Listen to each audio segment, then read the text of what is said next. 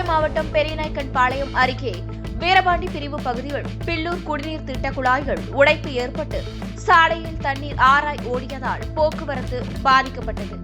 கோவை மாவட்டம் மேட்டுப்பாளையம் அருகே உள்ள பவானி ஆற்றில் இருந்து குடிதண்ணீர் எடுத்து கோவை மாநகர் மற்றும் அதன் வழியோர கிராமங்களுக்கு குடிநீர் தண்ணீர் வழங்கப்பட்டு வருகிறது.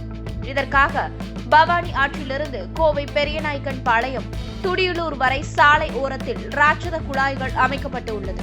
இந்த நிலையில் அந்த குழாய் அமைந்துள்ள வீரபாண்டி பகுதிகள் சாலை நடுவே திடீரென உடைப்பு ஏற்பட்டு தண்ணீர் ஆறாய் ஓடியதால் போக்குவரத்து பாதிக்கப்பட்டது.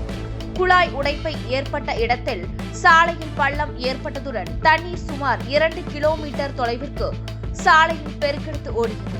இதனால் அந்த சாலை வழியாக சென்ற வாகனங்கள் மாற்றிவிடப்பட்டு உடைப்பை சரி செய்யும் பணி தொடங்கியுள்ளது. திடீரென குழாய் உடைப்பால் பல லட்சம் லிட்டர் தண்ணீர் வீணானது குறிப்பிடத்தக்கது.